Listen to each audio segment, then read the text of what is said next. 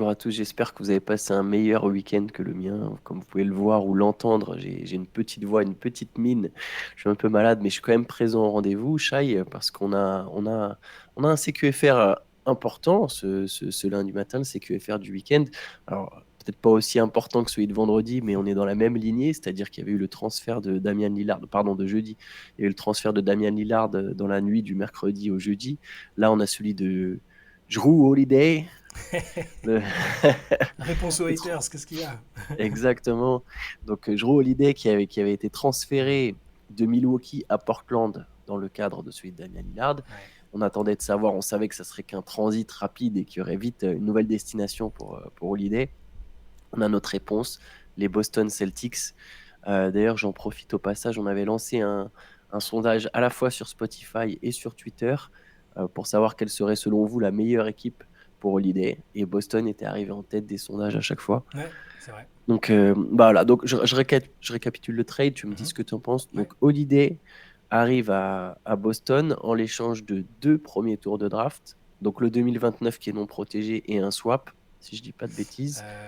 Ouais, alors, moi, j'avais le premier tour 2024 dès qu'appartenait aux Ah Warriors. oui, C'est ça, pardon, je il y crois. en a trois alors. Du Ouais. coup, oh là Enfin, là, moi j'ai j'avais de la noté. fatigue, j'ai une excuse. Moi, j'ai Vas-y, noté dis-moi premier tour 2024 des Warriors. Oui, des Warriors qui est protégé top 4. Voilà. Et premier tour 2029 non protégé des Celtics. Moi, j'ai que ça. Ok, bon, il n'y a peut-être pas de swap dans l'affaire. Oui, Mm. mais c'est déjà beaucoup en fait. Ça fait Oui, donc 2 tours. c'est Ça pas fait mal. bel et bien 2 tours de draft. J'ai 2 tours de draft. Mm. Robert Williams, Time Lord. euh, ouais, un jeune pivot prometteur. Et Malcolm Brogdon, le contrat de Malcolm Brogdon. Donc tout ça en échange d'idées. Allez, qu'est-ce que ça t'inspire et notamment pour Boston? Alors, Est-ce que c'est un bon move? Pour Boston, c'est un move que je comprends. Enfin, je veux dire, tu perds Marcus Smart. On avait des questions hein, sur la perte de Marcus Smart. Le fait que ils perdaient un peu leur caution défensive, la garantie de fighting spirit, c'était Marcus Smart. Hein, c'était un peu un capitaine aussi dans ce sens-là. Il le remplace numériquement par Joe Holiday. C'est quand même très très bien, je pense. Vu son expérience, son niveau défensif, on le répète, tous les joueurs en NBA quasiment s'accordent à dire que c'est, à part peut-être Jimmy Butler, vu ce qu'il lui a fait sur le dernier playoff, mais sinon tout le monde est, je pense, conscient que Jrue Holiday est un des tout meilleurs défenseurs de la NBA de très très loin. Donc tu remplaces Marcus Smart par Jrue Holiday au final sur cette intersaison, c'est plutôt bien. Par contre, là où j'ai un peu de méfiance, c'est que tu as déjà fait venir Porzingis, euh, tu as Lorford aussi à l'intérieur, mais là tu perds Robert Williams qui, même s'il a des problèmes de blessure, euh, quand même il avait un profil de protecteur de cercle, de joueur athlétique et assez jeune, comme tu le disais, qui était intéressant. Euh, ça m'embête un peu qu'il le perde. Ça veut dire que tu mets beaucoup de pression sur Porzingis et sur Orford. L'un qui est sujet aux blessures quand même, Porzingis, même s'il a été, et on lui souhaite, hein, que ça continue comme ça. Ça l'a un peu laissé tranquille du côté de Washington. Et à Orford, qui est plutôt jeune, hein, donc c'est pas simple. Si je ne dis pas de bêtises, ils ont recruté Wenyen Gabriel hier.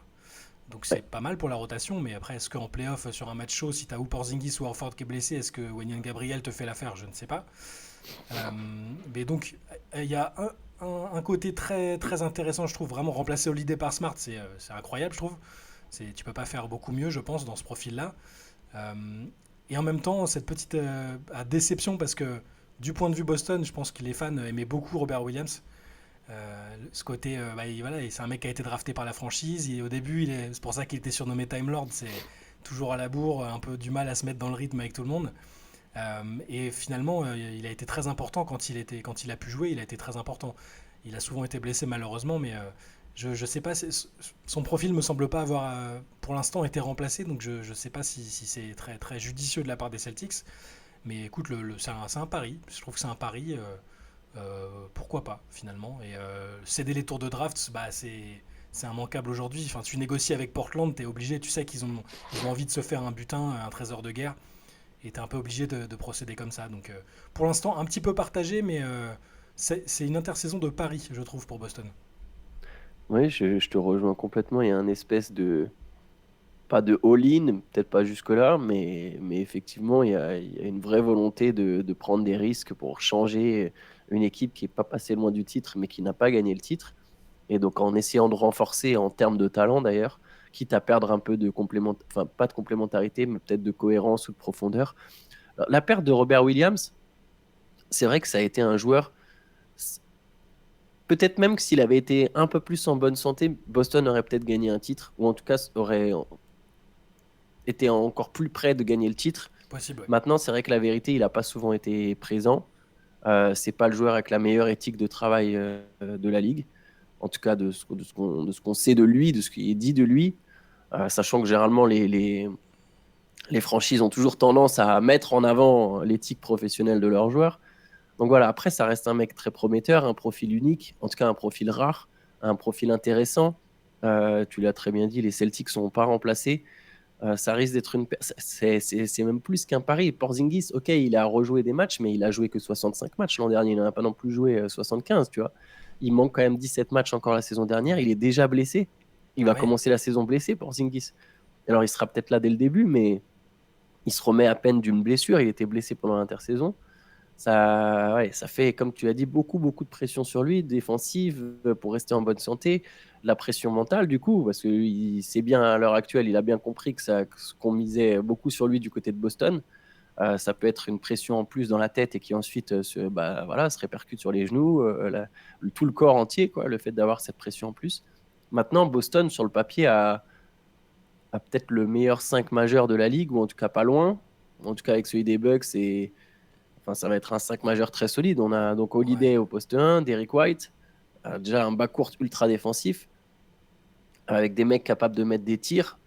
Holiday, on sait que c'est pas le meilleur attaquant du monde, mais il y a moins besoin enfin, il est quand même capable de scorer, et surtout il en aura moins besoin quand à côté de lui il y a des Jalen Brown et des Jason Tatum. Et en plus, autour de ça, tu as, un Kristaps Porzingis. Donc on a quand même un 5 en termes de talent qui est très solide, je trouve. Ouais. Donc du coup, Porzingis débarre en 5 avec Tatum en 4, Brown en 3 et Ouais, après le ouais, backcourt, c'est comme ça que tu vois. Ouais, oui, je pense aussi que ce sera oui. ce sera Il- comme ça sur le papier. C'est plutôt très bien. Je... Après, la question de la profondeur va être essentielle. Que vont pouvoir apporter les remplaçants? Il y aura peut-être un peu plus de responsabilité pour des mecs comme Peyton Pritchard qu'on a peu vu finalement en playoff l'année dernière.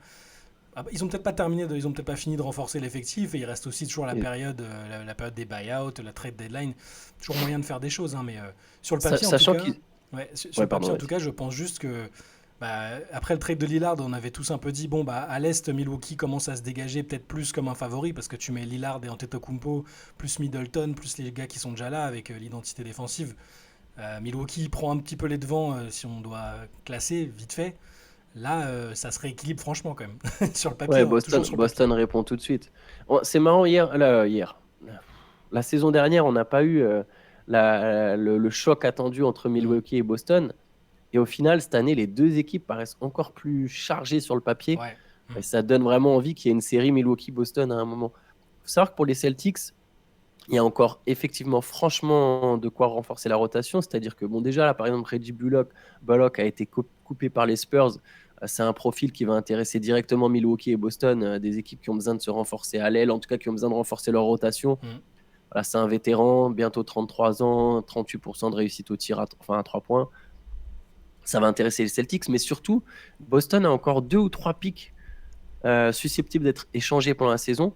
Donc, si vraiment à un moment ils veulent faire all-in, ils peuvent, je sais pas, lâcher 2 pics sur un mec pour récupérer un intérieur. Ouais. C'est vrai que là, pour l'instant, le banc, Pritchard, Gabriel, Horford, c'est un peu léger, c'est sûr, mais ça va pas rester comme ça.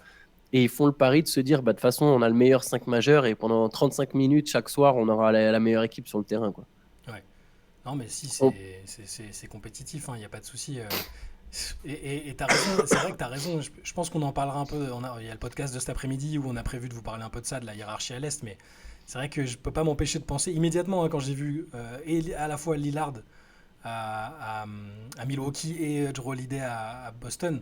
Je me suis dit, bon, bah, Philadelphie et Miami, l'intersaison, elle est compliquée quand même, hein, c'est dur. Je sais pas ce que ça va donner, mais j'étais obligé de penser à eux et de me dire qu'il y a un vrai écart qui semble se creuser. On sait qu'en playoff, ça veut rien dire. Miami, t'as l'impression qu'ils peuvent mettre que 5 joueurs non draftés et quand même aller créer la surprise, mais là, sur l'intersaison, il y a quand même un gap qui s'est fait, je trouve.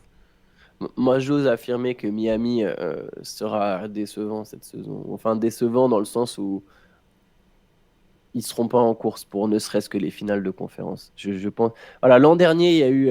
C'était une équipe très solide. Il y a des bons joueurs qui se sont révélés, effectivement. C'est aussi une équipe qui a mis énormément de 3 points contestés, genre à des niveaux historiques, que ce soit à la fois contre les Bucks, à la fois contre les Celtics, un peu moins contre les Sixers. Mais voilà, c'est une équipe qui a mis des paniers à 3 points que tu mets pas souvent. Je suis pas en train de te dire qu'ils ont eu de la chance, hein. Ils sont arrivés quand même en finale, c'était pas par hasard. Mais ils n'auront pas toujours cette réussite.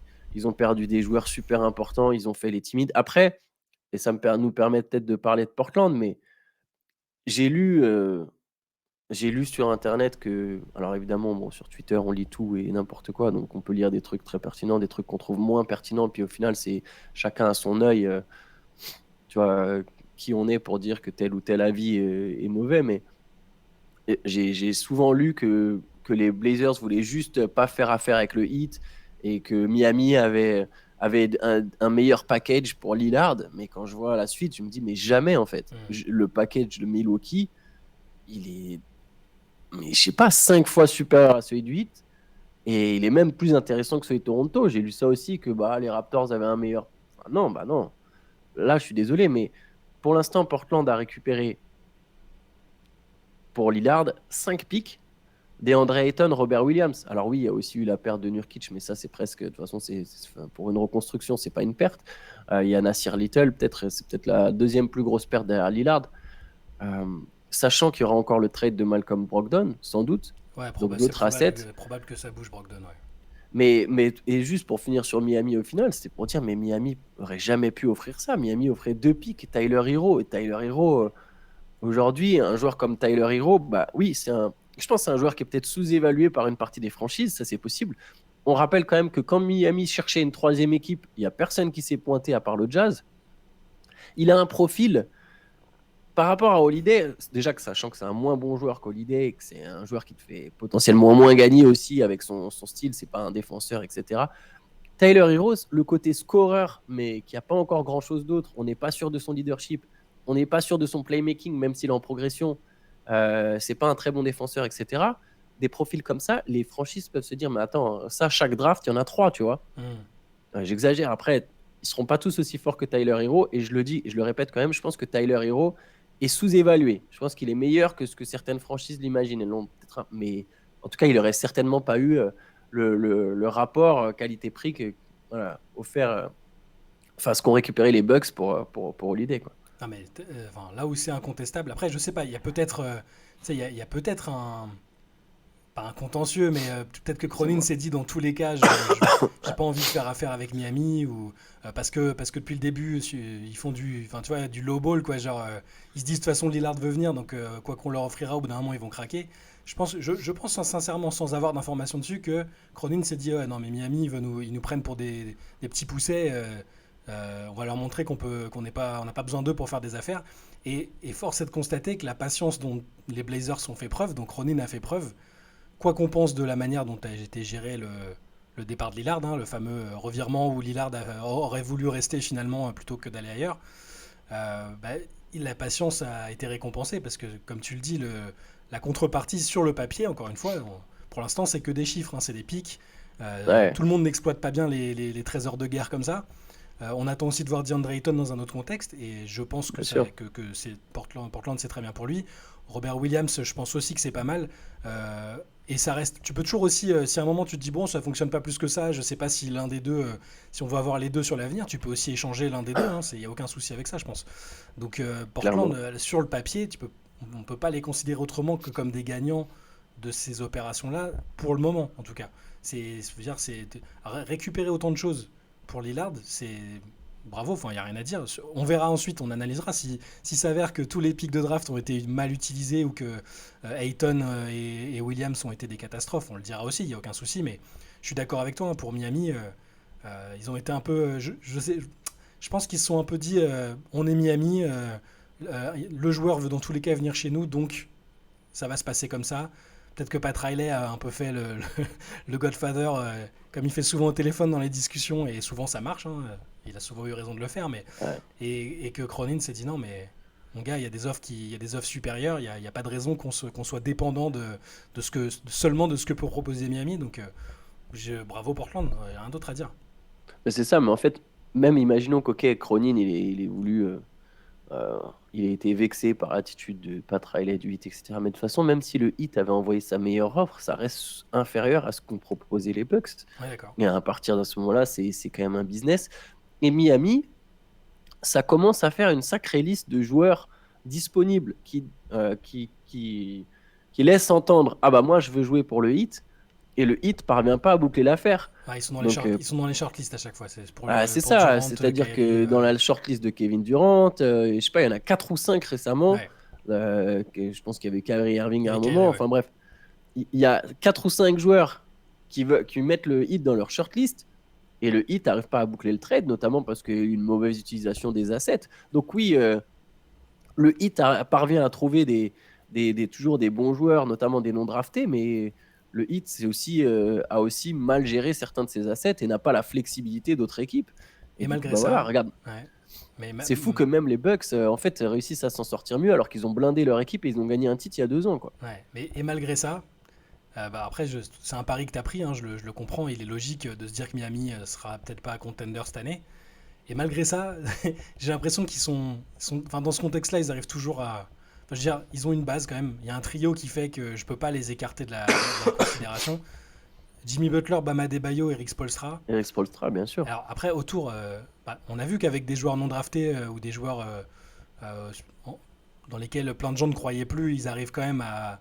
Enfin, il faut voir le parcours de l'année dernière quand même. Les équipes qui sortent, c'est impressionnant quand même. C'est assez admirable. Bah, je peux pas les enlever de la discussion parce que même si je suis d'accord hein, sur la stratégie sportive, ils ont essayé de viser gros, mais ils n'ont pas réussi. Il reste Lillard le lapsus révélateur. Il reste Butler Adebayo et le meilleur coach de la ligue peut-être, un des tout meilleurs coachs de la ligue. Donc bon, on en reparlera dans la hiérarchie de l'Est, mais ils sont perdants sur le papier dans la course à l'armement, clairement. Et Philadelphie aussi, on en parlera parce que bon, je suis un peu intrigué par Philadelphie aussi, je comprends pas trop. Mais je les écarte pas, je Mais peux pas les écarter Miami. bon, après, c'est un choix, mais c'est une équipe qui restera compétitive, hein, ça c'est sûr. Hmm. Après, la course à l'armement, justement, elle n'est pas complètement terminée. Ouais. Maintenant, il y a le cas Malcolm Brogdon, c'est-à-dire que l'option numéro un sur les meneurs, c'était Lillard. Hmm. Ensuite, pour les battus, c'était éventuellement Holiday. Et maintenant, on a Malcolm Brogdon, pardon, autre meneur qui va se retrouver, j'imagine, sur le marché, même si là, Portland a peut-être moins de pression pour faire un deal tout de suite. Peut éventuellement se dire, bon, bah, il commence, c'est un peu un mentor pour Scoot Anderson, lui, il sortira plus facilement du banc, alors qu'Holiday ou Lillard, Holiday serait jamais sorti du banc. Là, bon, mais il y aura toujours ce trade en plus, donc il y a encore un meneur disponible. On peut imaginer les équipes qui seront intéressées, les Clippers, le Heat. Le Heat peut être l'équipe qui relance Malcolm Brogdon. Et là, tu as quand même un. Il y a Pas mal. 2 ans, Brogdon, c'est quasiment All-Star. Ouais, ce serait un beau lot de consolation en tout cas. Enfin, Oui. j'imagine. Après, on sait qu'il y a d'autres équipes aussi qui vont se mettre dessus. Hein. Encore une fois, le 8 va pas être seul. Les Sixers à nouveau seront dans la course, peut-être les Clippers aussi. Enfin, Ouais, oui. ça peut totalement être. Mais t'as raison, c'est le joueur, c'est le meneur le plus qui va être le plus convoité. C'est un cran quand même en dessous quand t'as Lillard et Holiday en tête de liste dans leur profil respectif. Brogdon, malheureusement, à cause de ses blessures trop récurrentes, euh, ça reste un tout petit cran en dessous. Mais je veux dire, s'il est à 100%, c'est un joueur incroyable. Hein. Enfin, c'est super. C'est un top sixième homme de la ligue quand il est sixième homme et c'est un très très bon meneur quand il est titulaire. Donc aucun souci là-dessus. C'est un joueur polyvalent. Je vois bien les Clippers réussir peut-être à boucler le deal. Ouais, Miami, au final, je me dis, le Heat, bien sûr qu'ils vont être dans la discussion, mais est-ce que le Heat va vouloir lâcher un asset pour avoir Brogdon des Blazers quand t'as pas eu Lillard, quoi? C'est genre, ah bah, là, ils ouais. ont pas voulu nous donner Lillard, mais ils nous ont donné Brogdon contre un pic. Donc, t'as pas voulu aller faire ce qu'il fallait pour essayer de chercher Lillard. Hmm. Parce que de toute façon, je le répète, je pense pas qu'il l'aurait eu. Je pense qu'il y avait des meilleures offres de toutes les façons. Mais le Heat apparemment, n'a pas forcément forcé. Il y a quand même plusieurs insiders qui sont revenus Ouais. là-dessus, sur ce point. Donc, on peut admettre que c'est plus ou moins vrai. Évidemment, avec quand même des pincettes. Mais a priori, Miami n'a pas forcé pour Lillard, n'a pas essayé de faire la meilleure offre possible. Et là, d'un coup, tu te mettrais à faire une offre correcte pour Brogdon. Enfin, je sais pas, ça serait bizarre, tu vois. Ouais. Ça t'admettrait quelque part. En fait, ce serait une manière d'admettre que tu t'es planté et que là, il y a urgence. Donc, je serais surpris qu'il termine à Miami. Non, ça se fera pas, je pense, parce que là, il y a. Quoi qu'on en pense, hein, moi je pense que Miami pense que Cronin a quelque chose contre eux, et c'est peut-être réciproque. Hein, et du coup, ça donne envie qu'il y ait une série. Enfin, tu vois, Ouais. qui est Miami-Milwaukee, qui est. Enfin, parce qu'au final, du point de vue de Miami, s'ils sont dans la théorie du complot, enfin, de se dire, ouais, ils ont quelque chose contre nous, ils ont quand même renforcé Milwaukee, et ils ont renforcé Milwaukee et Boston, Portland. Donc c'est. Ah, mais c'est les équipes qui ont fait des offres. Je suis Et d'accord, c'est non, des non, je suis équipes à d'accord avec l'Est, toi. en fait. Mais tu vois, tu sais comment ça peut être. Je pense vraiment qu'ils se disent, non, mais ils ont pas voulu faire affaire avec nous et ils ont tout fait pour nous contrarier par la suite. Même si ce que tu dis est vrai, hein, je pense c'est pas sûr qu'ils voient les choses de cette manière-là, en fait. Après, bon, moi, effectivement, je suis pas dans les coulisses, mais à un moment, en fait, je comprendrais la théorie du complot s'il y avait des offres dégueulasses sur la table et que tu acceptes une offre Ouais. de Boston qui est Non, non, middle. c'est clair. Mais là, Robert Williams, il n'y a pas longtemps, les Celtics, ils le considéraient comme un membre important de leur projet futur. Ouais. Ils le sacrifient en compagnie de 2 pics pour Holiday. Mm. Donc, à un moment, c'est que tu as une offre, c'est une offre béton, en fait, pour Holiday. C'est Imaginons que Williams, il valait au moins 2 pics s'il proposait juste Williams tout seul. C'est comme si tu balançais 4 pics pour Holiday, tu vois. Alors, ça marche pas comme ça. Hein. Je fais Mm. un raccourci très, très simpliste. Mais enfin, je sais pas, c'est sans doute la meilleure offre sur le marché, en fait. Ah, probablement, Et il se probablement. trouve que bah, c'est Boston, ouais, ok. Et quelque part, que ce soit Boston en réaction à ce qui vient de se passer à Milwaukee, c'est logique, tu vois. Bah, c'est pas, attends, on a renforcé Milwaukee et Boston, c'est on a renforcé Milwaukee. Boston s'est dit, faut réagir, il y a une opportunité, il y a Holiday, c'est parfait pour nous, boum, on saute dessus, quoi. Je trouve que la théorie du Mais complot c'est est pour. tellement Ouais. simpliste. Et quand je vois Butler qui dit, ouais, faut enquêter pour tampering, Ouais, mais les mecs, dans ce cas-là, on enquête sur tous les deals qui ont été faits dans toute l'histoire de la NBA, quoi. non, je suis d'accord avec Bah, toi. je sais pas, Mais bon, c'est. c'est pour la narration, ça va créer des rivalités, des choses comme ça, c'est pas plus mal. Hein. Je vois bien le hit dire, voilà, créer un peu un bad blood autour, enfin, raconter qu'il y a un Ça, bad blood entre eux, Portland, et après sur les rivalités avec Milwaukee et Boston, tu vois. Je pense qu'il y aura une narration là-dessus, c'est pour ça que je dis ça, mais je suis totalement ouais. d'accord dans le fond. C'est évident que les offres. De toute façon, depuis le début, on a dit. L'offre. Alors, parfois, on a dit aussi que l'offre de Miami était pas si pourrie, c'est-à-dire Non, qu'il mais y c'était avait. l'offre maximale. Voilà, l'offre maximale est pas si pourrie, mais on n'imaginait pas forcément en contrepartie, d'autres équipes pouvaient faire 50 fois mieux, donc forcément. Mais ouais, En fait, à aucun moment, on avait conscience que les Bucks, ils seraient prêts à lâcher Holiday. ouais, c'est ça. Et aussi, on n'avait pas si pourri, c'est quand on avait comparé avec éventuellement avec Toronto. Ouais. Et pour nous, ça n'avait pas de sens. Et d'ailleurs, apparemment, cette histoire de Toronto n'a jamais été vraiment crédible. Hmm. C'était juste du leverage. Et ça me surprend pas, tu vois, parce que on le disait nous-mêmes. Mais qu'est-ce que Lillard, il va aller là-bas? Qu'est-ce que les Raptors, et même pas que ça, qu'est-ce que les Ouais, ça n'a pas Raptors d'intérêt. vont faire avec Lillard? J'y croyais pas du tout, et je C'est l'avais dit vrai. dans un SQFR, à ce truc de ouais, non, c'est comme Kawhi. Mais non, c'est pas comme Kawhi. Ils ont Hmm. pas au même niveau de jeu. L'équipe autour est pas la même que celle quand Kawhi est arrivé, où il y avait Kyle Lowry, Pascal Ouais. Siakam, où il y avait Serge Ibaka. Il y avait vraiment une équipe en place pour gagner. Là, il n'y a pas une équipe en place pour gagner. Ça n'avait aucun intérêt. Euh, enfin, je reviens là-dessus, mais les Raptors, tu préfères avoir, honnêtement, sachant que les Raptors, s'il y a les Raptors, on n'est même pas sûr que le deal à 3 il peut se faire avec les Suns. Mais supposons qu'il puisse se faire, que les Suns ils prennent Gary Trent Jr. Et je crois que je ne sais pas si ça marche niveau salaire, mais supposons les Suns ils prennent et encore non, je sais que ça marche pas. Gary Trent Jr. il est payé beaucoup plus cher que Grayson Allen. Il est à 20 millions la saison, si je dis pas de bêtises. Donc en fait, déjà faire le deal avec Toronto, ça voulait dire ne pas. Il est à 18 millions, ne pas avoir Ayton. Mais allez, supposons que ça marche de telle ou telle manière. Donc les Ouais. Suns, ils prennent Gary Trent Jr. et Yusuf Nurkic. Tu préfères avoir Grady Dick et Precious Achiuwa, parce que là, dans ce cas-là, je pense que ça se fait plus avec Anunoby, ou Drew Holiday que tu transformes en Robert Williams et 2 pics. Ouais, non, mais il n'y a pas, Franchement, Grady y Dick a et pas photo. Precious Achiuwa. Mais... je suis désolé, mais moi, Non, non, mais les mecs, y a pas photo, y a pas photo, on est d'accord. Après, oui, je sais pas si. Du coup, ça voudrait dire que c'est quoi? C'est les agents de Lillard, l'agent de Lillard qui a mis la piste Toronto comme ça, qui l'a fait flotter pour inciter des mecs à bouger, ou je sais. Bon, de toute je façon, sais on en saura pas. plus tard, Je mais sais pas. j'ai pas vu On ça dans saura les peut-être un deux. jour. dans les deux articles un peu concurrents qu'il y a eu entre Chris Haynes et Wojnarowski, où il y en a un qui donnait Ouais, plus la parole au camp Lillard et un autre qui ouais, donnait mais plus aux au Blazers. Donc, GM. mais Ouais, bon, écoute, on verra. De toute façon, toute cette question-là, je pense qu'on en discutera aussi cet après-midi dans le podcast avec Théo. bien sûr. Ça s'inclut, ça s'imbrique, je pense, bien dans la thématique de la hiérarchie à l'Est qui va nous intéresser. Allez, bah du coup, ouais, t'as raison. On va fermer ce chapitre, on va laisser ça pour le Ouais, podcast et on va parler juste un petit peu des Golden State Warriors parce qu'il y a ouais, quand même eu une info importante, c'est la blessure de Draymond Green. ouais. Il sera absent 4 à 6 semaines, blessure à la cheville, donc déjà sûr de rater le camp d'entraînement, la pré-saison et le début de saison, Ouais. a priori, Il a marché sur le pied de Jonathan Kuminga, malheureusement. C'est... lors d'un pick-up game. Ouais, Et du coup, pas de Draymond Green, mais ça veut dire au moins de casse-tête a priori pour le 5 majeur des c'est le Warriors. premier truc que je me suis dit parce que on a beaucoup cogité sur. Et on n'était pas toujours tous d'accord entre Théo, toi, moi. Est-ce que Chris Paul sera titulaire? Est-ce qu'il faut qu'il soit titulaire? Là, j'ai l'impression que ça résout en partie la question, au moins pour la pré-saison, parce que Draymond manquera quoi qu'il arrive la pré-saison. Peut-être quelques matchs au début, même si ça dépendra de l'évolution de sa blessure. C'est pas une grosse, c'est une entorse, hein, bêtement. Mais du Ouais. coup, ça va leur permettre de tester des choses, je pense, pendant la pré-saison. Euh, Peut-être comme je crois que vous, toi et Théo, vous l'entendiez, que, bah, de peut-être faire réaliser aussi à Chris Paul que c'est pas le meilleur schéma s'il est dans le 5, mais aussi lui donner l'opportunité de montrer qu'il peut encore être titulaire dans une équipe de très haut niveau. Du coup, par contre, je me demande quel 5 tu fais là.